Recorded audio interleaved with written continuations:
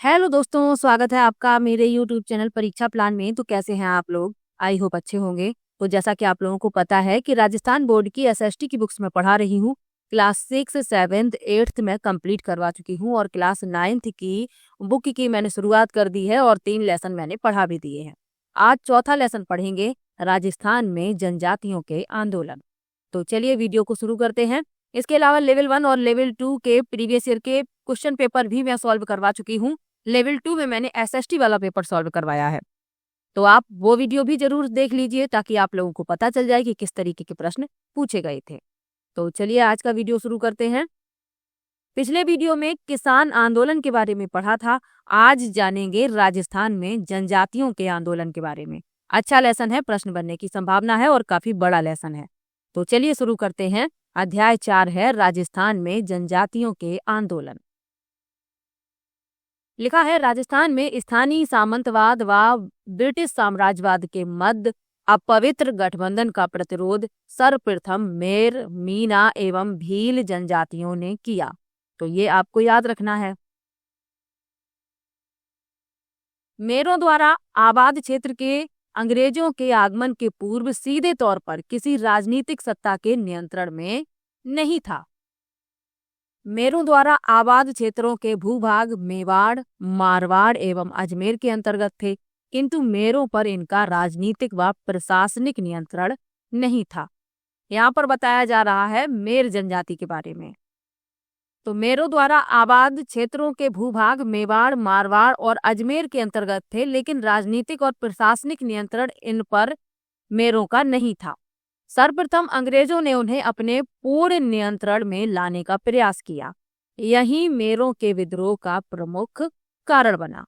प्रमुख कारण क्या बना कि अंग्रेज उन्हें अपने पूर्ण नियंत्रण में लाना चाहते थे और यही प्रयास मेरों के विद्रोह का कारण बन गया। चलिए आगे बढ़ते हैं।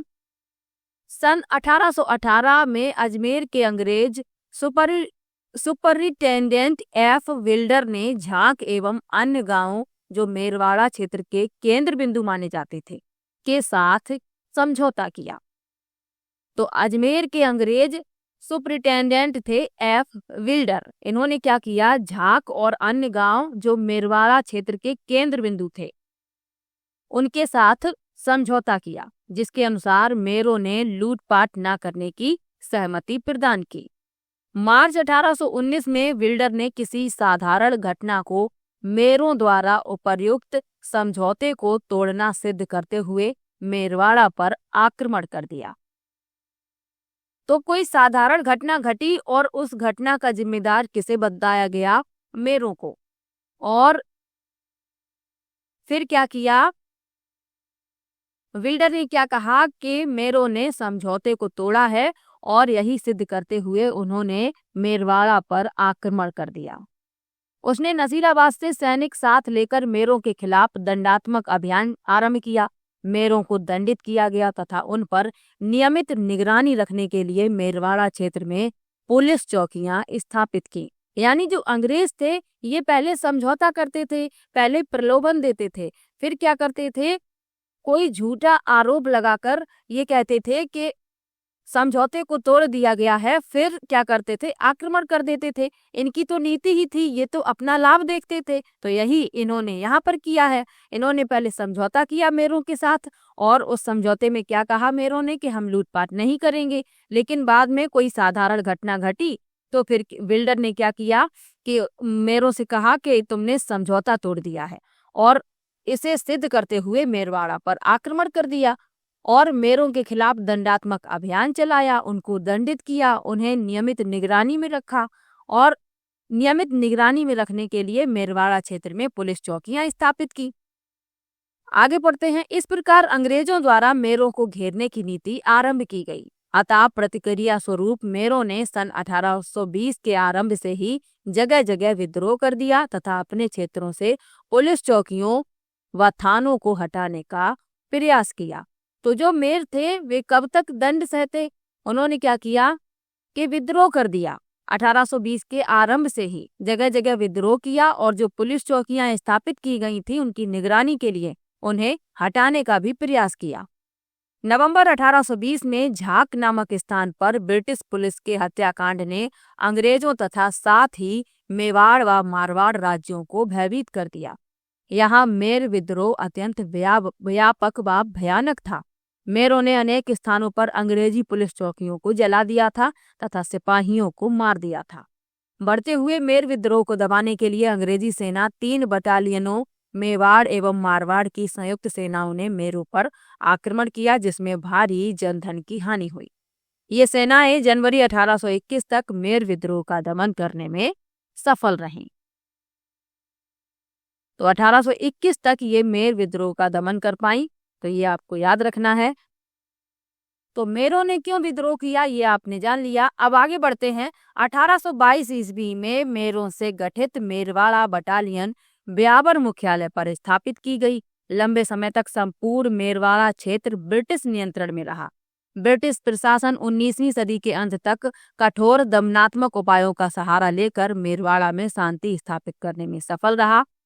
20वीं सदी के प्रारंभिक वर्षों में अंग्रेजों ने मेरों में समाज सुधार गतिविधियों का प्रारंभ किया। इस प्रकार अंग्रेज 1947 तक मेर विद्रोह को नियंत्रित करने में सफल रही।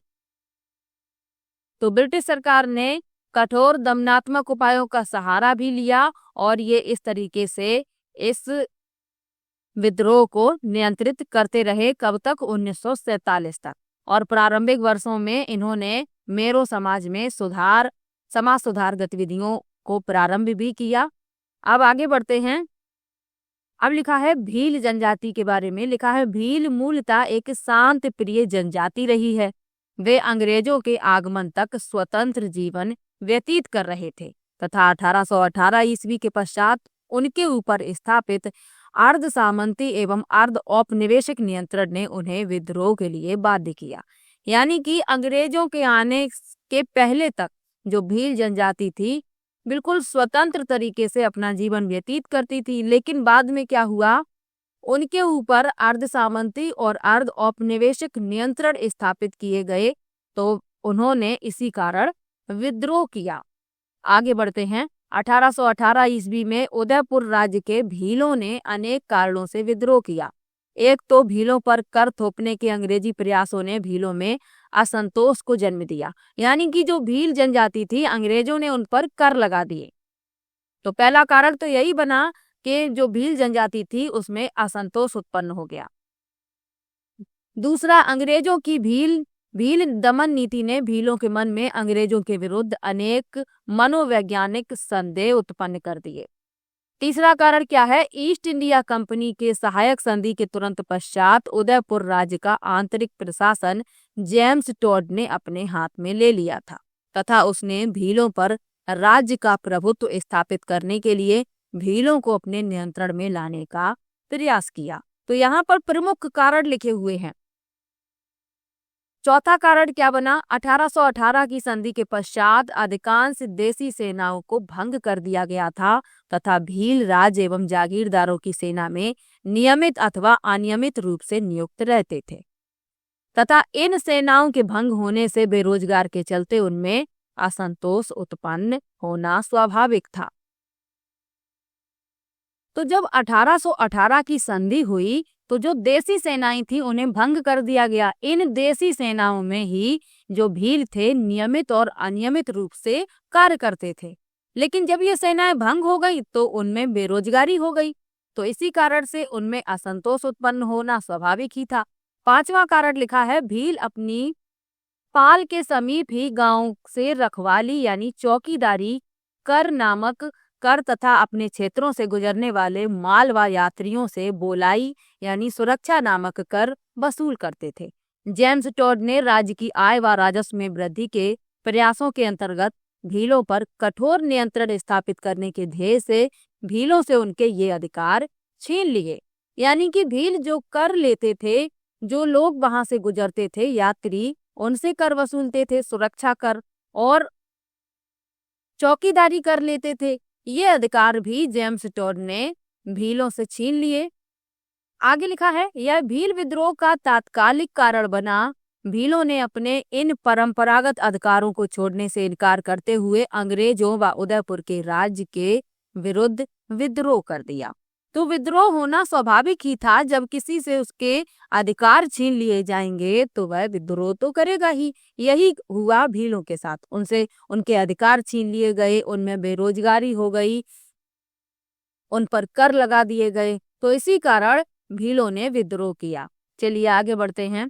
1818 ईस्वी के अंत तक उदयपुर राज्य के भीलों ने यह चेतावनी देते हुए अपनी स्वतंत्रता घोषित कर दी कि यदि सरकार उनके आंतरिक मामलों में हस्तक्षेप करेगी तो वे विद्रोह के लिए बाध्य होंगे। भीलों ने अपने क्षेत्रों की नाकेबंदी करते हुए राज्य के विरुद्ध बगावत कर दी। लंबे समय तक राज्य के अधिकारी भील क्षेत्रों में नहीं घुस सके, क्योंकि भीलों ने क्या किया था, अपने क्षेत्रों की नाकेबंदी कर दी थी और राज्य के विरुद्ध बगावत कर दी थी। तो लंबे समय तक राज्य के जो अधिकारी थे ये भीलों के क्षेत्र में नहीं घुस पाए। 1820 के आरंभ में अंग्रेजी सेना एक अभियान दल विद्रोही भीलों के दमन हेतु भेजा गया, किंतु इसे सफलता नहीं मिली। यानी कि 1820 में अंग्रेजी सेना का एक अभियान दल विद्रोही भीलों के दमन के लिए भेजा गया, लेकिन इस दल को सफलता नहीं मिली। अंग्रेजी सेना की इस असफलता ने भील विद्रोह को और अधिक तीव्र कर दिया। आगे चलकर जनवरी 1823 ईस्वी में ब्रिटिश व रियासत की संयुक्त सेनाओं ने दिसंबर 1823 ईस्वी तक भील विद्रोह को दबाने में सफलता प्राप्त की। तो संयुक्त सेनाओं ने, ब्रिटिश और रियासत की संयुक्त सेना ने इस विद्रोह को दबा पाया। तब इन्हें सफलता मिल पाई। कब? दिसंबर 1823 में। चलिए आगे बढ़ते हैं। लिखा है, उदयपुर राज्य के भील विद्रोहों से प्रभावित होकर डूंगरपुर व बांसवाड़ा राज्यों के भीलों ने भी अल्प अशांति उत्पन्न की तथा 1825 में आदिवासी विद्रोहों की बिखरी हुई घटनाएं घटी। डूंगरपुर राज्य में स्थिति अधिक गंभीर थी, इसलिए भीलों के दमन हेतु अंग्रेजी सेना भेजी गई। तो यहाँ से याद रखिएगा, डूंगरपुर राज्य में अंग्रेजी सेना भेजी गई थी भीलों के दमन हेतु। किंतु वास्तविक संघर्ष आरंभ होने से पूर्व ही भील मुखियाओं ने 1825 में समझौता कर लिया। इसी प्रकार समझौता डूंगरपुर राज्य की सिमूर बारू, देवल व नंदू पालों के भीलों ने भी किया। उपर्युक्त समझौते के प्रावधान एक पक्षी थे, किंतु इनके माध्यम से अंग्रेज लंबे समय तक डूंगरपुर राज्य में शांति बनाए रखने में सफल रहे। तो अन्य क्षेत्र के जो भील थे उन्होंने क्या किया, विद्रोह तो किया। यहाँ पर जो लिखा हुआ है डूंगरपुर राज्य की स्थिति बताई गई है। यहाँ पर भीलों के दमन हेतु अंग्रेजी सेना भेजी गई, लेकिन भीलों के जो मुखिया थे उन्होंने 1825 में समझौता कर लिया। इसी प्रकार सिमूरवारू, देवल और नंदूपालों के भीलों ने भी समझौता कर लिया। आगे बढ़ते हैं। उदयपुर राज्य के भीलों ने कभी भी इस प्रकार की शर्तें स्वीकार नहीं की तथा अंग्रेजों व उदयपुर राज्य के समक्ष समर्पण नहीं किया। अब यहाँ बताई जा रही है स्थिति उदयपुर राज्य की। जो उदयपुर राज्य के भील थे उन्होंने समर्पण नहीं किया, ना ही अंग्रेजों के समक्ष और ना ही राज्य के समक्ष। जनवरी 1826 ईस्वी में गिरासिया भील मुखिया दौलत सिंह एवं गोविंद राम ने अंग्रेजों व उदयपुर राज्य के खिलाफ विद्रोह कर दिया था। 1826 ईस्वी में लंबी बातचीत के उपरांत दौलत सिंह के आत्मसमर्पण के पश्चात ही यह विद्रोह समाप्त हुआ। तो यहाँ पर आपको नाम याद रखने हैं। गिरासिया भील प्रमुख थे दौलत सिंह, और गोविंद राम ने क्या किया, अंग्रेजों और उदयपुर राज्य के खिलाफ विद्रोह किया। लंबी बातचीत के बाद दौलत सिंह ने आत्मसमर्पण किया, तब यह विद्रोह समाप्त हुआ। अंग्रेजों व उदयपुर राज्य ने 1838 ईस्वी तक भीलों के प्रति उदार नीति अपनाई, क्योंकि दमनात्मक सैनिक आक्रमणों के वांछित परिणाम प्राप्त नहीं हुए थे। तो मजबूरी में अंग्रेजों ने क्या किया, भीलों के प्रति उदार नीति को अपनाया। यूं छुटपुट भील उपद्रव की घटनाएं जारी रहीं, किंतु कुल मिलाकर 1838 तक उदयपुर राज्य में शांति रही। 1836 में बांसवाड़ा राज्य में भील उपद्रव हुए, जिन्हें अंग्रेजी सेना की सहायता से बांसवाड़ा के महारावल ने तुरंत नियंत्रित कर दिया था। तो बीच बीच में छोटी मोटी घटनाएं घटी, लेकिन 1836 में भील उपद्रव हुआ, लेकिन अंग्रेजी सेना ने उसे नियंत्रित कर लिया बांसवाड़ा के महारावल की सहायता से। चलिए आगे बढ़ते हैं।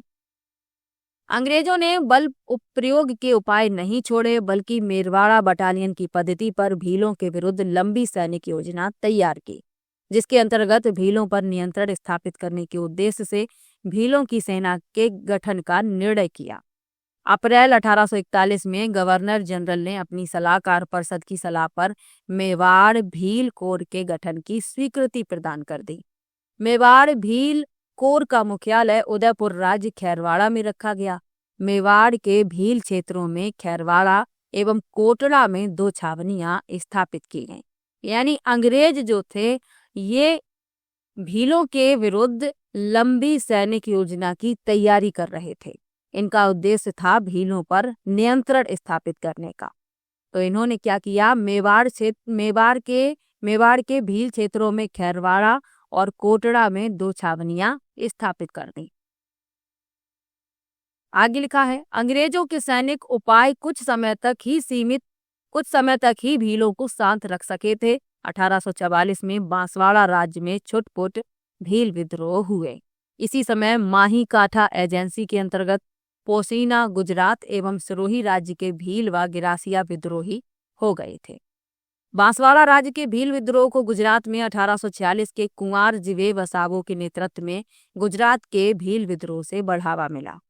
बांसवाड़ा राज्य ने अपने वकील कोठारी केसरी सिंह को सहायता हेतु वेस्टर्न मालवा ब्रिटिश एजेंट के पास भेजा तथा अंग्रेजी सेना की सहायता से 1850 ईस्वी तक भील विद्रोह को कुचल दिया गया। तो ये विद्रोह की घटनाएं घटती रहीं, लेकिन अंग्रेज क्या करते रहे, इन पर नियंत्रण करते रहे। आगे बढ़ते हैं।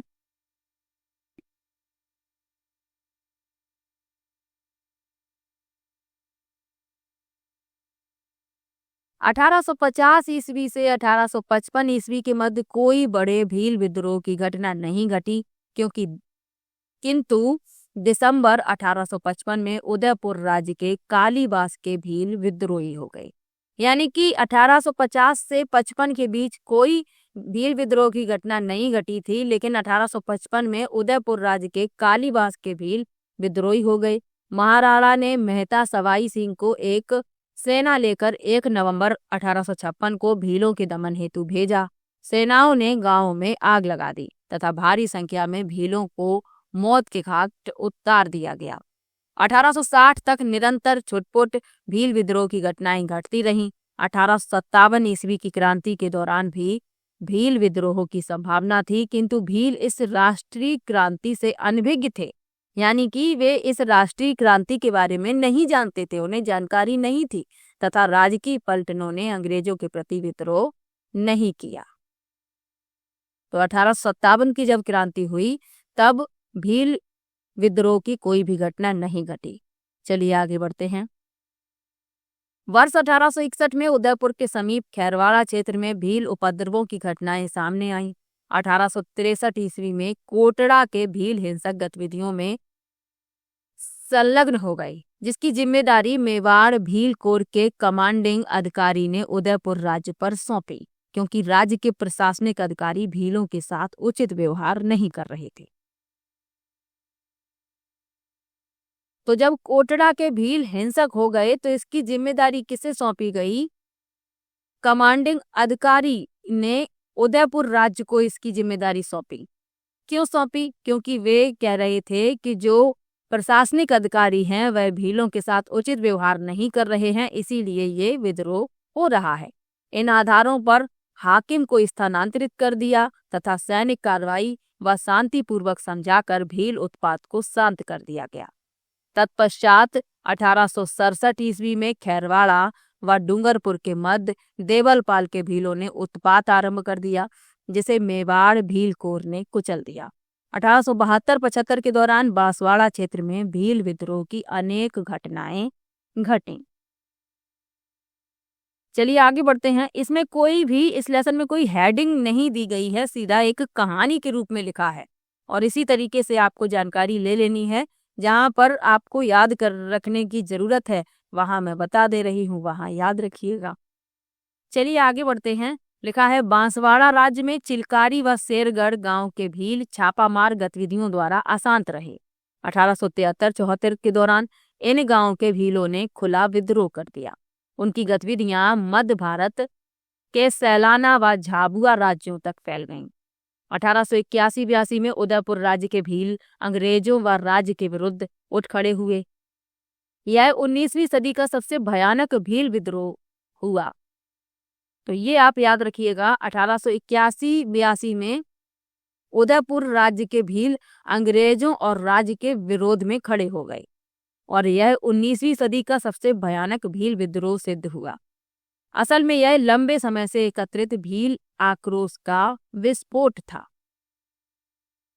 चलिए आगे बढ़ते हैं। 26 मार्च 1881 की रात में राज्य की सेनाएं मामा अमान सिंह, जो राज्य का प्रतिनिधि था, एवं लोनारगन अंग्रेज प्रतिनिधि के नेतृत्व में बारापाल पहुंची।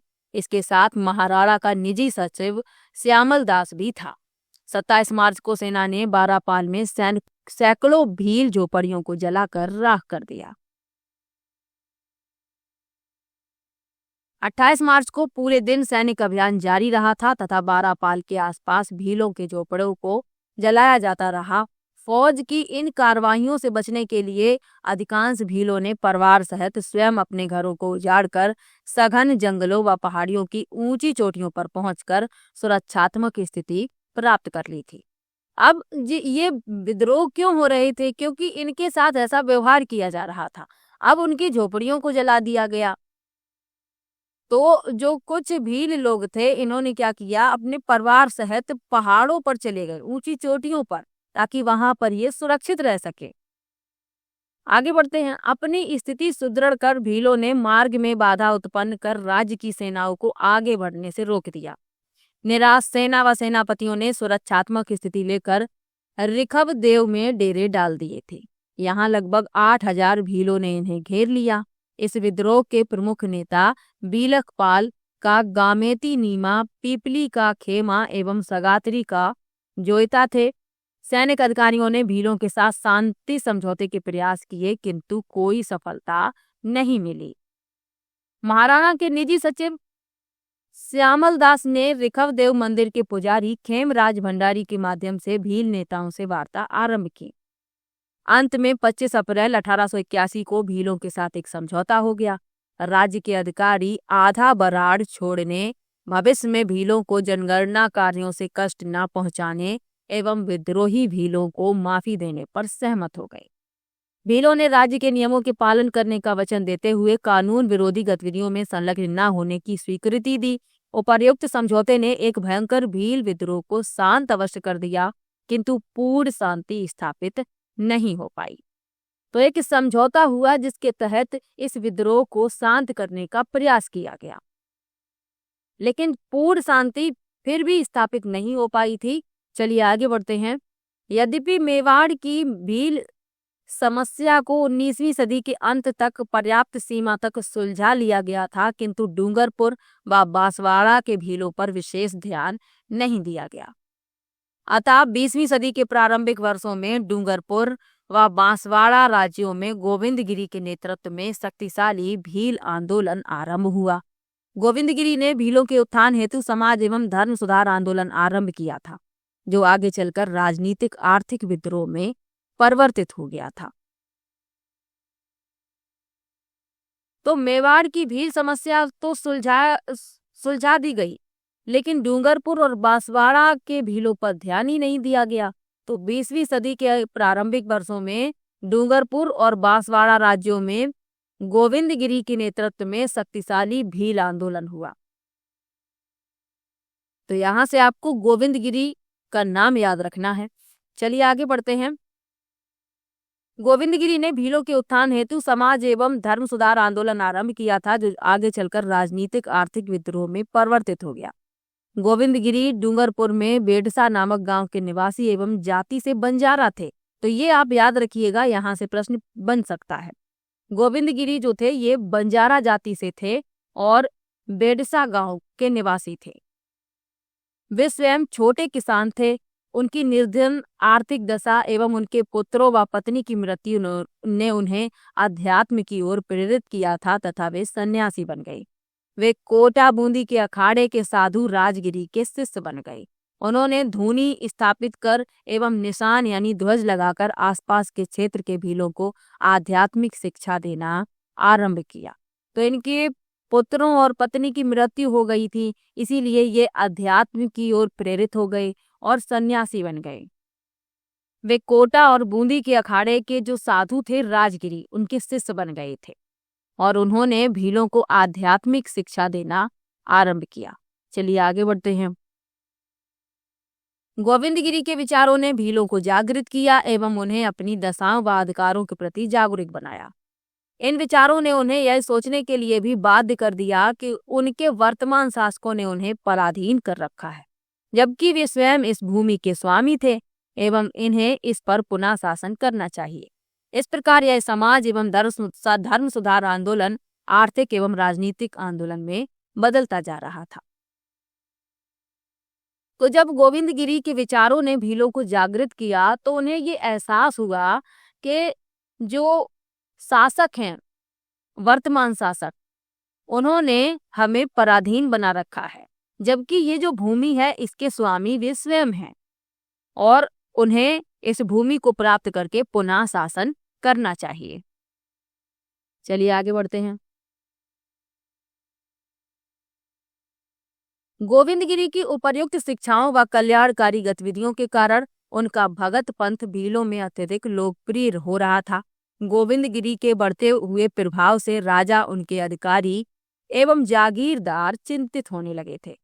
उसका बढ़ता हुआ प्रभाव कहीं उनकी सत्ता को न पलट दे, अतः वे इन उपदेशकों अथवा प्रचारकों को अपने राज्य अथवा जागीर की सीमाओं से बाहर निकल जाने पर बाध्य करने लगे, जिससे वर्गीय कटुता बढ़ने लगी तथा समाज एवं धर्म सुधार आंदोलन राजनीतिक स्वरूप प्राप्त करने लगे।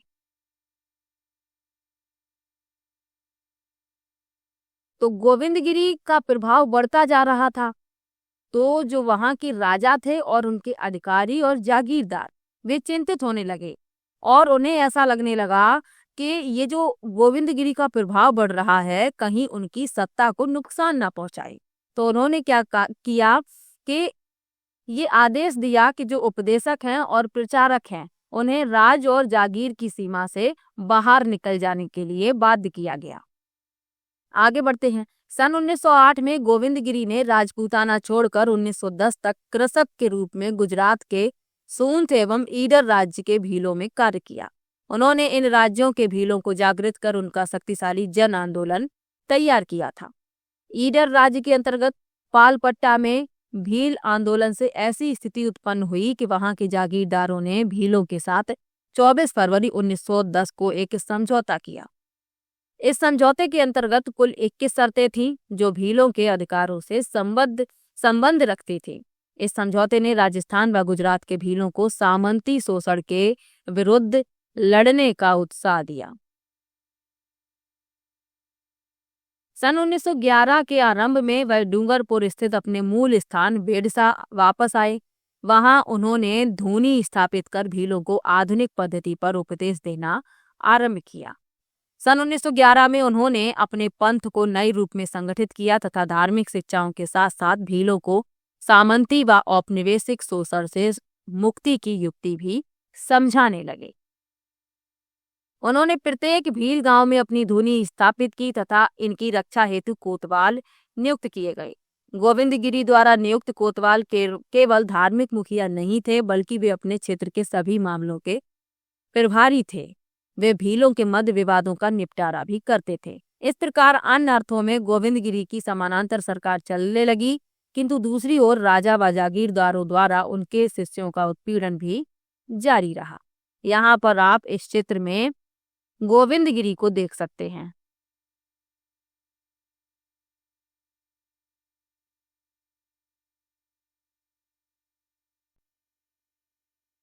आगे लिखा हुआ है, बेडसा गोविंदगिरी की गतिविधियों का केंद्र बन गया था। ईडर, सूंठ, बांसवाड़ा व डूंगरपुर राज्यों तथा पंचमहल व खेड़ा जिले के भील वहां आने लगे। इस आंदोलन का प्रभाव संपूर्ण दक्षिणी राजस्थान के राज्यों व बम्बई सरकार के अंतर्गत गुजरात के भील क्षेत्रों में फैल गया था। तो बेडसा जो था वह गोविंदगिरी की गतिविधियों का केंद्र बन गया था। यहाँ से आपको इतना याद रखना है। आगे बढ़ते हैं। उनके बढ़ते हुए प्रभाव से भयभीत होकर अप्रैल 1913 में डूंगरपुर पुलिस ने उन्हें गिरफ्तार कर लिया तथा उनका सभी सामान जब्त कर लिया था व उन्हें उनके धार्मिक पंथ को छोड़ने के लिए धमकाया। क्योंकि उनका प्रभाव लगातार बढ़ रहा था तो जो डूंगरपुर पुलिस थी उन्होंने भयभीत होकर गोविंदगिरी को गिरफ्तार कर लिया था और उन्हें अपने धार्मिक पंथ को छोड़ने के लिए धमकी भी दी। आगे लिखा है, सामंती एवं औपनिवेशिक सत्ता द्वारा उत्पीड़क व्यवहार ने गोविंदगिरी एवं उनके शिष्यों को सामंती व औपनिवेशिक दासता से मुक्ति प्राप्त करने हेतु भील राज की स्थापना करने की योजना बनाने की ओर प्रेरित किया। चलिए आगे बढ़ते हैं। गोविंदगिरी अक्टूबर 1913 में मानगढ़ पहाड़ी पर पहुंचे तथा भीलों को पहाड़ी पर एकत्रित होने के लिए संदेश वाहक भेजे गए। धीरे धीरे भारी संख्या में भील पहाड़ी पर आने लगे तथा साथ में राशन पानी व हथियार भी ला रहे थे। तो गोविंदगिरी अक्टूबर 1913 में मानगढ़ पहाड़ी पर पहुंच गए और उन्होंने संदेश वाहक भेजे भीलों को एकत्र करने के लिए। धीरे धीरे वहां पर भारी संख्या में भीड़ इकट्ठी होने लगी। जो भील लोग थे वहां पर इकट्ठे होने लगे। राशन पानी भी साथ में ला रहे थे और हथियार भी। आगे लिखा है, इन गतिविधियों ने सूत, बांसवाड़ा, डूंगरपुर एवं ईडर राज्यों को चौकन्ना कर दिया था।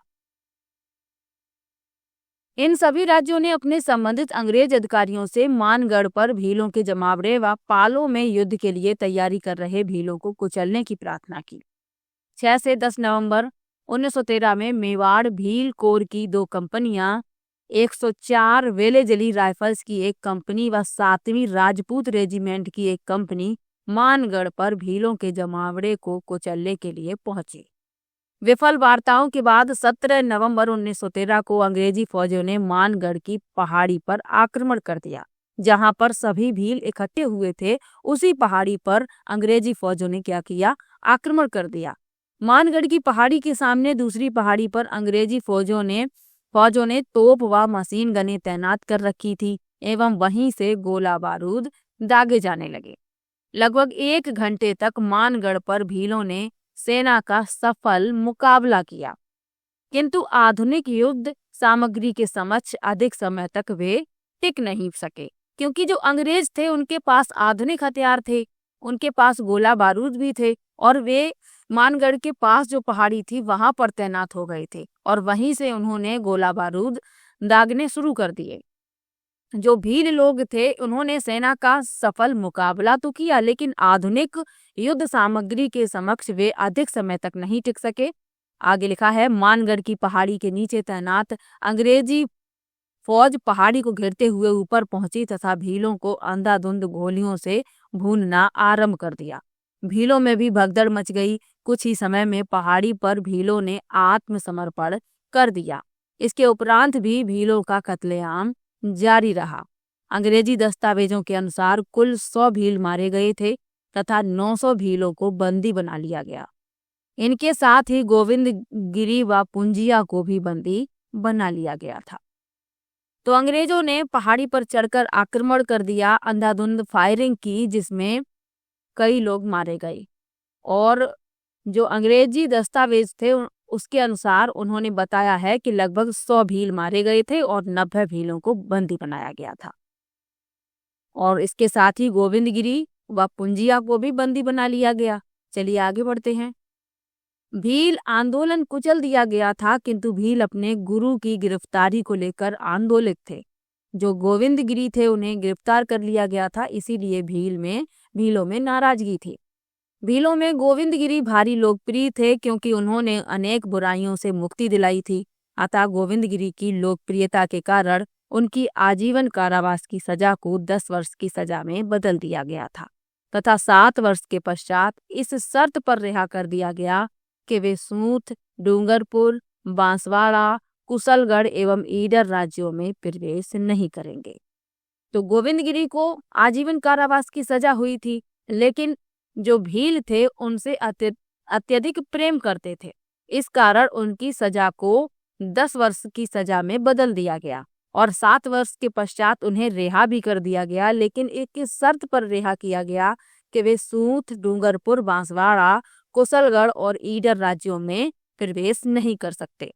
आगे लिखा है, वे सरकारी निगरानी में अहमदाबाद संभाग के अंतर्गत पंचमहल जिले के झालोद नामक गांव में रहने लगे। इसी स्थान पर सभी क्षेत्रों के भगत भी उनके प्रवचन सुनने वहां पहुंचने लगे।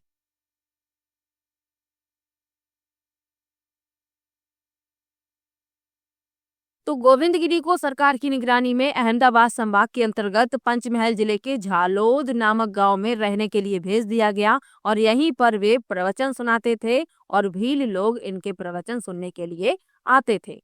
चलिए आगे बढ़ते हैं। लिखा है, असहयोग आंदोलन की जागृति के प्रभाव में 1921 में मेवाड़ व अन्य राज्यों के भीलों व गिरासियों ने मोतीलाल तेजावत के नेतृत्व में आंदोलन छेड़ा। मोतीलाल तेजावत उदयपुर राज्य के झाडोल ठिकाने के अंतर्गत कोलियारी गांव के निवासी व ओसवाल बनिया जाति के थे। तो इतना आपको याद रखना है, जो मोतीलाल तेजावत थे ये कोलियारी गांव के निवासी थे और ओसवाल बनिया जाति के थे। उन्होंने कुछ समय झाडोल ठिकाने के कामदार के रूप में भी कार्य किया था। इसी दौरान वह इस ठिकाने के भीलों के संपर्क में आए।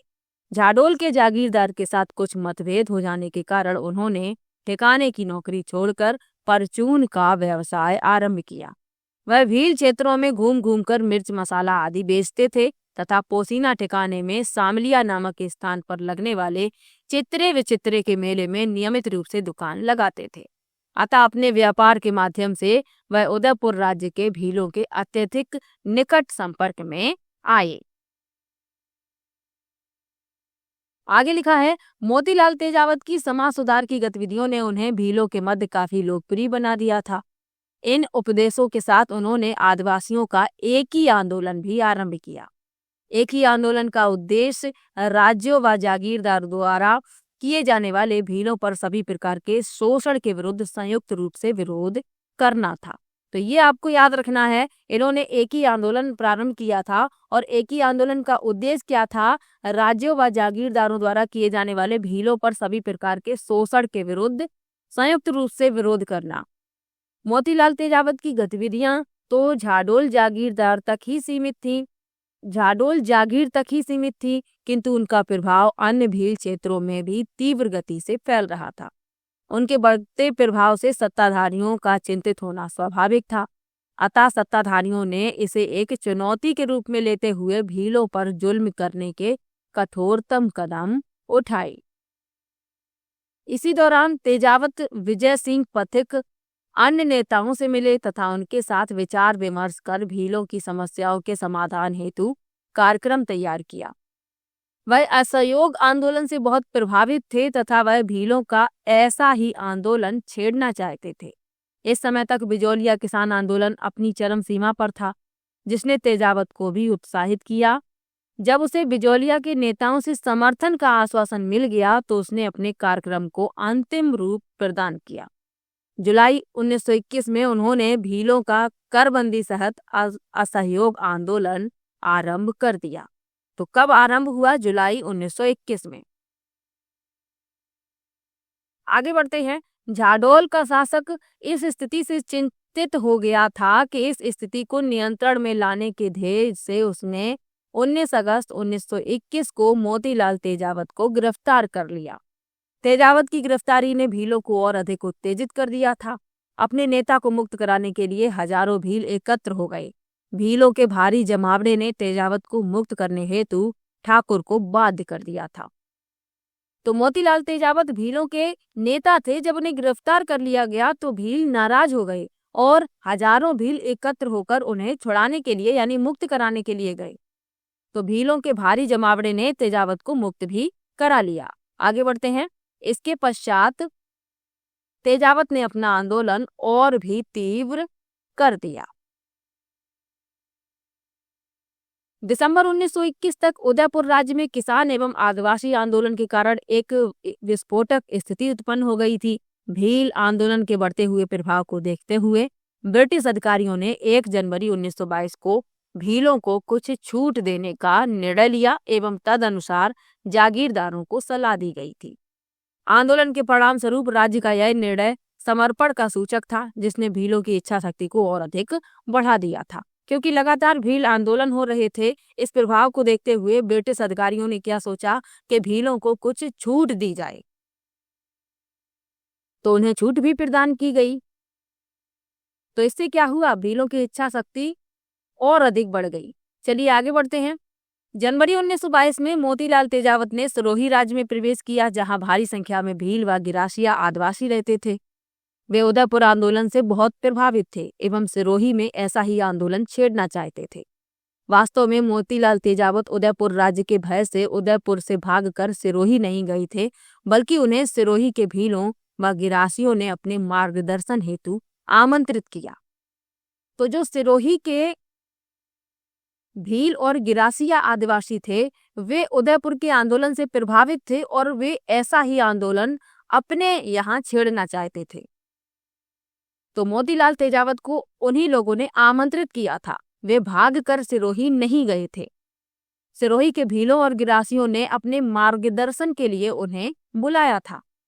इस समय तक उन्हें यह भी भरोसा हो गया कि उदयपुर में उनके अनुयायी उनकी अनुपस्थिति में आंदोलन चलाने में सक्षम थे।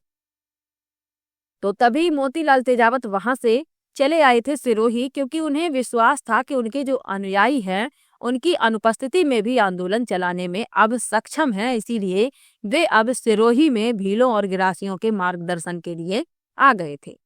चलिए आगे बढ़ते हैं। सिरोही राज्य मोतीलाल तेजावत के नेतृत्व में आदिवासी आंदोलन का दूसरा महत्वपूर्ण केंद्र बना। सिरोही राज्य में भी आदिवासियों की जीवन दशाएं मेवाड़ राज्य के भीलों के समान ही थी। सन 1922 में तेजावत ने सिरोही राज्य के आदिवासियों में प्रवेश किया। यहाँ भी उन्होंने उदयपुर के भीलों की पद्धति पर गिरासिया आदिवासियों में समाज सुधार के कार्य किए। जिस तरीके से उन्होंने उदयपुर में भीलों की स्थिति सुधारने का प्रयास किया था, यही प्रयास मोतीलाल तेजावत में सिरोही में किया। उन्होंने गिरासियों के उत्थान हेतु समाज सुधार के साथ साथ एक आर्थिक संघर्ष भी आरंभ किया। जनवरी 1922 में तेजावत ने भ्रमण करते हुए भीलों व गिरासियों की अनेक सभाएं की तथा उन्हें करबंदी व राज्य के साथ असहयोग हेतु खुला आह्वान दिया। आगे लिखा है 11 फरवरी 1922 को कांग्रेस ने असहयोग आंदोलन वापस ले लिया तथा ब्रिटिश अधिकारियों ने संपूर्ण भारत में किसान व आदिवासी आंदोलन को शक्तिपूर्वक कुचलने की नीति बनाई। क्योंकि कांग्रेस ने असहयोग आंदोलन वापस ले लिया था, तो ब्रिटिश अधिकारियों ने क्या सोचा कि किसान और आदिवासी आंदोलन को अब शक्तिपूर्वक कुचल दिया जाए। दीवान रमाकांत मालवीय ने गांधी पथिक व राजस्थान सेवा संघ के नेताओं की सहायता से सिरोही के आदिवासी आंदोलन को समाप्त करने के प्रयास किए थे, किंतु अपने प्रयासों की असफलता से झुंझुलाकर गिरासियों के मुख्य गांव सियावा में कर वसूली के लिए सेना भेजने का निर्णय लिया। तो जो दीवान थे रमाकांत मालवीय, इन्होंने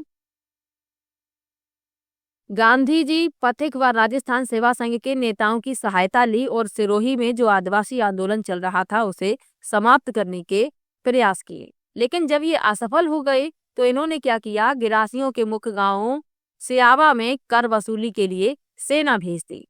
राज्य व अंग्रेजों की सेना ने इस गांव पर 12 अप्रैल 1922 को आक्रमण कर दिया। इस सैनिक कार्रवाई में अनेक गिरासियों की जानें गईं तथा फौज ने उनके घर, अनाज व पशु जलाकर उनको भारी नुकसान पहुंचाया।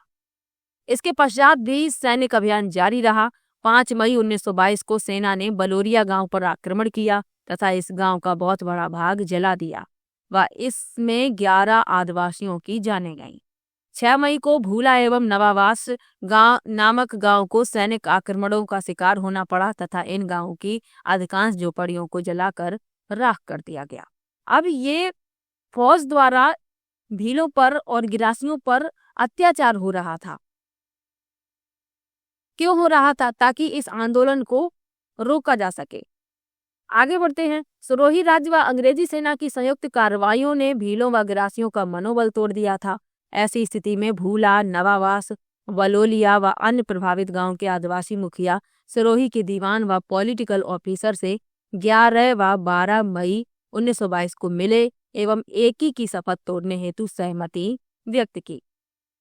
इन अधिकारियों के समक्ष आदिवासी मुखियाओं ने एक ही आंदोलन की निंदा करते हुए इससे अपने आप को अलग घोषित किया इस प्रकार सिरोही के आंदोलन को सत्ता पक्ष द्वारा कुचल दिया गया। अधिकारियों की मान्यता थी कि आदिवासियों ने एक ही आंदोलन को किसी राजनीति के तहत स्थगित कर दिया है एवं इस आंदोलन के पुनर्जीवित होने की पूर्ण संभावना है। यानी कि जो अधिकारी थे वे मान रहे थे कि आदिवासियों ने एक ही आंदोलन को किसी राजनीति के तहत स्थगित किया है और ये पुनर्जीवित हो सकता है। अतः दीवान व अधिकारियों ने सिरोही के शासक को सुझाव दिया कि आदिवासियों को कुछ छूट व सहूलियत देकर ही पूर्णतः शांति स्थापित की जा सकती है। तो उन्हें भय था कि ये आंदोलन पुनर्जीवित न हो जाए, इसलिए अधिकारियों ने सिरोही के शासक से कहा कि आदिवासियों को कुछ छूट प्रदान कर दी जाए तो पूर्णतः शांति स्थापित हो जाएगी। चलिए आगे बढ़ते हैं। मोतीलाल तेजावत ने 1923 ईस्वी के आरंभ में पुनः एक ही आंदोलन आरंभ करने का प्रयास किया, किंतु उन्हें सफलता नहीं मिली। फिर भी सिरोही राज्य में भाखर, सांतपुर, पिंडवाड़ा आदि परगनों में अशांति बनी रही। सन 1927 में जाकर आदिवासी पंचों ने सिरोही राज्य के अधिकारियों के साथ समझौता किया। तत्पश्चात इन परगनों में शांति स्थापित की जा सकी। मोतीलाल तेजावत के नेतृत्व में आरंभ हुआ सिरोही व आदिवासी आंदोलन सही अर्थों में 1929 में तेजावत की गिरफ्तारी के पश्चात ही समाप्त हुआ। तो सिरोही का जो आदिवासी आंदोलन था ये सही अर्थों में 1929 में जब मोतीलाल तेजावत की गिरफ्तारी हुई तभी समाप्त हुआ। चलिए आगे बढ़ते हैं। उदयपुर व सिरोही राज्यों के भील व गिरासिया 1921-29 के मध्य मोतीलाल तेजावत के नेतृत्व में अशांत बने रहे। राज्यों, जागीरदारों व अंग्रेजों ने अशिक्षित व भोले आदिवासियों पर सभी प्रकार के अत्याचार किए। इसी क्रम में सैनिक कार्रवाइयों की एक श्रृंखला आरंभ की गई जिसने आदिवासियों का मनोबल तोड़ दिया था। जनवरी 1924 के पश्चात तेजावत भूमिगत हो गए क्योंकि उनकी गिरफ्तारी पर उदयपुर, सिरोही व ईडर राज्यों ने पुरस्कार घोषित कर दिए थे। इसीलिए ये क्या हो गए, भूमिगत हो गए, यानी सबसे छिप कर कहीं चले गए। अधिकारियों की यह स्पष्ट मान्यता थी कि जब तक तेजावत को नहीं घेरा जाएगा तब तक आदिवासी आंदोलन शांत नहीं हो सकता, क्योंकि वे मानते थे कि ये जो आदिवासी आंदोलन हो रहे हैं इसके मुख्य जिम्मेदार कौन है, मोतीलाल तेजावत। 3 जून 1929 को ईडर राज्य की पुलिस ने खेड ब्रह्म नामक गांव में तेजावत को गिरफ्तार कर लिया। ईडर पुलिस ने उन्हें उदयपुर राज्य को सौंप दिया जहां उनके विरुद्ध आपराधिक मुकदमा चलाया गया। सन 1936 तक इसमें कोई अंतिम निर्णय नहीं हुआ तथा तेजावत को जेल में ही रखा गया। आगे लिखा है, उन्हें 3 अप्रैल 1936 को जेल से इस शर्त पर रिहा किया गया कि वह कोई आंदोलनात्मक कार्य नहीं करेंगे तथा उदयपुर राज्य की अनुमति के बिना उदयपुर शहर से बाहर नहीं निकलेंगे। तो उन्हें जेल से तो रिहा किया गया, लेकिन एक शर्त के आधार पर किया गया कि वे उदयपुर राज्य की अनुमति के बिना उदयपुर शहर से बाहर नहीं जाएंगे और कोई आंदोलनात्मक कार्य नहीं करेंगे, यानी कोई ऐसा कार्य नहीं करेंगे जिससे आंदोलन भड़के। चलिए आगे बढ़ते हैं। उदयपुर राज्य ने उनके गुजारे के लिए 30 रुपए प्रति माह का भत्ता स्वीकृत किया। पुनः उन्हें जनवरी 1945 में बंदी बना लिया गया था जब उन्होंने भौमट क्षेत्र में प्रवेश करने की कोशिश की तथा उसे फरवरी 1947 में जेल से रिहा किया गया। तो उनका प्रति माह भत्ता निश्चित कर दिया गया कि उन्हें 30 रुपए प्रति माह दिए जाएंगे उनके खर्चे के लिए। लेकिन जनवरी 1945 में फिर से उन्हें गिरफ्तार कर लिया गया। क्यों किया गया? क्योंकि उन्होंने भौमट क्षेत्र में प्रवेश करने की कोशिश की थी। फिर 1947 में उन्हें रिहा किया गया 2 साल बाद। चलिए आगे बढ़ते हैं। नई भूमि व राजस्व व्यवस्था के प्रति अपना रोष प्रकट करने के लिए 1851 ईस्वी में उदयपुर राज्य के जहाजपुर परगने के मीनाओं ने अंग्रेजों के विरुद्ध विद्रोह कर दिया था। अब यहाँ हो रही है उदयपुर राज्य के मीनाओं की बात। इस क्षेत्र के मीना जाति पर्याप्त रूप में किसी भी राजनीतिक सत्ता से मुक्त थी। केवल महाराणा मेवाड़ की प्रतीकात्मक सत्ता स्वीकार करते थे। कर्नल टोड ने इनका जीवंत विवरण प्रस्तुत किया है जो उपर्युक्त तथ्य को सिद्ध करता है। ये अंग्रेज ही थे जो इस क्षेत्र पर उदयपुर राज्य का कठोर नियंत्रण स्थापित कर सके। ब्रिटिश शासित अजमेर प्रांत के समीप स्थित इस मीना क्षेत्र पर राज्य की सत्ता स्थापित हो सकी थी। वास्तव में अंग्रेज आदिवासी समुदायों के प्रति पूर्वाग्रहों से ग्रसित थे, इसलिए अंग्रेज इन लोगों के साथ बड़ी कठोरता का व्यवहार करते थे। 1820-21 में अंग्रेजों द्वारा मेरों के दमन से मीना समुदाय के लोग भली भांति परिचित थे, अतः जहाजपुर क्षेत्र के मीना समुदाय तथा अंग्रेज अधिकारियों के मध्य विरोध अस्तित्व में आया। अब यहाँ पर मीना समुदाय और अंग्रेज अधिकारियों के मध्य जो विरोध हुआ है उसकी बात हो रही है। चलिए आगे बढ़ते हैं। मीना व भीलों के विद्रोह केवल अंग्रेजों के विरुद्ध ही नहीं थे, बल्कि वे संबंधित रियासतों के विरुद्ध भी थे, जिनके माध्यम से अंग्रेज अपनी नीतियों को कार्यान्वित करवा रहे थे। तो जो भील और मीना जाति के लोग थे, ये सिर्फ अंग्रेजों के विरोध में ही नहीं थे, ये उन रियासतों के विरोध भी करते थे, रियासतों का, जो अंग्रेजों के माध्यम से इन नीतियों को कार्यान्वित कर रही थी। जो रियासतें थी ये अंग्रेजों का कहा मानती थी, तो इसीलिए ये विद्रोह हुए हैं। आगे लिखा है, महाराणा मेवाड़ ने 1851 ईस्वी में जहाजपुर परगने में नया हाकिम नियुक्त किया। नवनियुक्त हाकिम मेहता रघुनाथ सिंह परगने से धन कमाने में व्यस्त था। उसने अपना ध्यान मुख्य तौर पर परगने की आय में वृद्धि तथा खर्चे में कमी पर केंद्रित किया। प्रशासनिक सुधारों के नाम पर जनता से धन वसूली की प्रक्रिया के फलस्वरूप बहुसंख्यक मीना समुदाय ने विप्लव का रास्ता अपनाया। विद्रोही मीनाओं ने न केवल राजस्व अधिकारियों व सूदखोरों को लूटा, बल्कि समीप स्थित अजमेर मेरवाड़ा के अंग्रेज प्रांत पर भी धावे मारे। अंग्रेज अधिकारियों की शिकायतों के आधार पर महाराणा ने हाकिम का स्थानांतरण कर मेहता अजीत सिंह को विद्रोही मीनाओं के दमन के कठिन कार्य को पूरा करने के उद्देश्य से हाकिम नियुक्त किया। क्योंकि जो पहले हाकिम नियुक्त किया था वह क्या कर रहा था, सिर्फ धन कमा रहा था, उसे जनता से कोई भी मतलब नहीं था, उसे ना ही विकास से मतलब था, ना ही जनता से, उसे सिर्फ जनता से धन वसूली करनी थी। तो इसीलिए मीनाओं में विद्रोह हो गया। उन लोगों ने क्या किया, जो राजस्व अधिकारी थे, सूदखोर थे, उन्हें लूटा और अंग्रेज के जो प्रांत थे उनको भी लूटा। फिर क्या किया गया, उस हाकिम का कर दिया गया स्थानांतरण और उसकी जगह पर दूसरे हाकिम को नियुक्त किया गया। किसे नियुक्त किया गया? मेहता अजीत सिंह को। वह उदयपुर से एक सेना लेकर रवाना हुआ। इसके साथ सायपुरा, बनेड़ा, बिजोलिया, भैंसरोड, जहाजपुर एवं मांडलगढ़ के जागीरदारों की सेनाएं सम्मिलित थीं।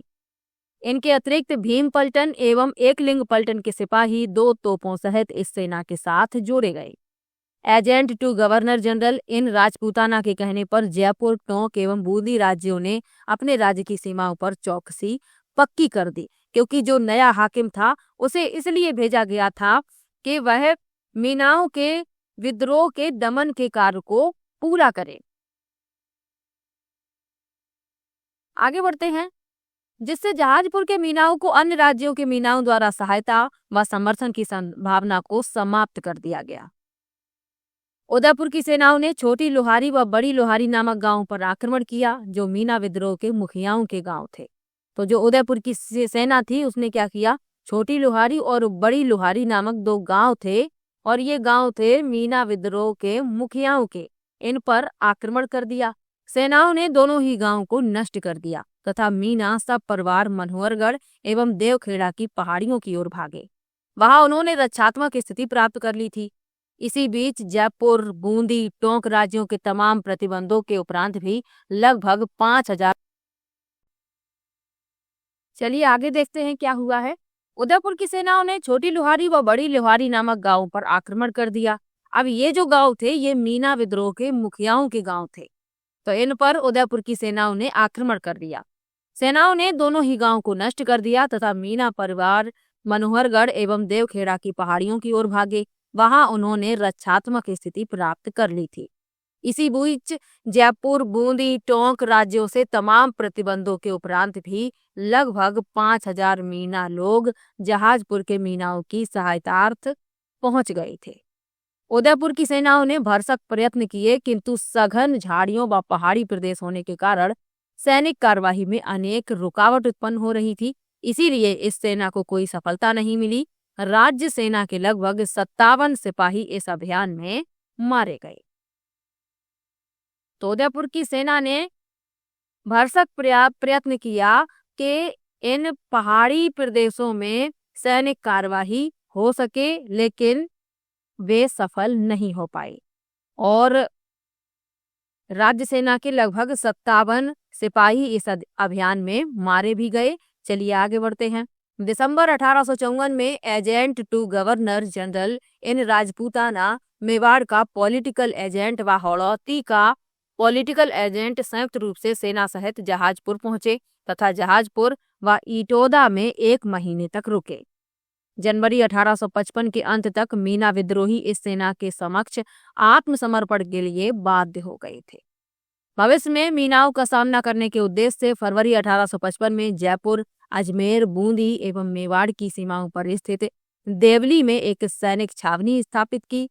मीनाओं पर नियमित निगरानी रखने के ध्येय से छावनी के आसपास पुलिस थाने भी स्थापित किए गए। इस प्रकार मीनाओं का विद्रोह दबाया जा सका। तो भविष्य में मीना जाति के लोग कभी भी विद्रोह ना करें, इसके लिए क्या किया गया, जयपुर, अजमेर और बूंदी और मेवाड़ की सीमाओं पर एक सैनिक छावनी स्थापित कर दी गई और जो मीना थे इन पर नियमित निगरानी भी रखी गई। इसीलिए इस छावनी को वहां स्थापित किया गया और पुलिस थाने भी इसके आसपास स्थापित किए गए। चलिए आगे बढ़ते हैं। 1855 में देवली छावनी को नवगठित अनियमित सेना का मुख्यालय बनाया गया था, जो 1857 से 1860 के दौरान 42वीं देवली रेजिमेंट अथवा मीना बटालियन के नाम से जानी जाती रही। 1921 में 42वीं देवली रेजिमेंट व 43वीं एरनपुरा रेजिमेंट को समाप्त कर दिया गया। उनके स्थान पर मीना कोर की स्थापना की गई। देवली ने इस सेना का गठन राजस्थान में आदिवासियों के प्रति अंग्रेज नीति का विस्तार कहा जा सकता है। वास्तव में इस तरह के दमनात्मक उपायों का विस्तार आदिवासी समस्या का समाधान नहीं था, किंतु नवगठित अमानवीय व अपवित्र औपनिवेशिक व सामंती मेल द्वारा स्थापित राजनीतिक सत्ता से कुछ और आशा नहीं की जा सकती थी। पुनः जनवरी 1860 में जहाजपुर के मीनाओं ने विद्रोह कर दिया। महाराणा ने 29 जनवरी 1860 को चंद सिंह के नेतृत्व में जहाजपुर की ओर एक सेना भेजी। उसने गाड़ौली व लोहारी गांवों पर आक्रमण किया। राज्य सेना ने गांवों को लूटा व आगजनी भी की। भारी संख्या में मीनाओं को बंदी बनाया गया तथा 6 लोगों को तोप से उड़ा दिया गया था। मीनाओं पर पुलिस थानों में नियमित उपस्थिति थोप दी गई। इस प्रकार जहाजपुर का मीना विद्रोह अंतिम रूप से नियंत्रित हो गया था। तो 1860 में जहाजपुर के मीनाओं ने पुनः विद्रोह किया था। फिर क्या किया कि महाराणा ने अपनी सेना भेजी और उस सेना ने क्या किया, गाड़ौली और लोहारी गांव पर आक्रमण किया। सेना ने गांव को लूटा भी और आगजनी भी की, यानी कि जो मीनाओं के घर थे उनमें आग लगा दी और भारी संख्या में मीनाओं को बंदी बनाया गया और 6 लोगों को तोप से उड़ा दिया गया। फिर क्या किया गया, मीनाओं से कहा गया कि पुलिस थानों में उन्हें नियमित रूप से उपस्थिति देनी होगी। तो इस प्रकार जहाजपुर का मीना विद्रोह अंतिम रूप से नियंत्रित हो पाया था। तो लेसन होता है यहीं पर समाप्त। इसमें जितने भी महत्वपूर्ण आदिवासी आंदोलन थे उन सब के बारे में आप लोगों ने पढ़ा है और यहाँ से यदि प्रश्न बनेंगे तो आप लोगों का प्रश्न गलत नहीं होना चाहिए। तो चलिए मिलते हैं नेक्स्ट वीडियो में। वीडियो कैसा लगा ये कमेंट में ज़रूर बताइएगा। जल्द ही क्लास 9th कंप्लीट हो जाएगी, उसके बाद क्लास 10th की मैं SST की बुक की शुरुआत कर दूंगी और आप लोग थोड़ा सा सपोर्ट कीजिए, वीडियो को शेयर कीजिए। तो चलिए मिलते हैं नेक्स्ट वीडियो में, तब तक के लिए बाय बाय।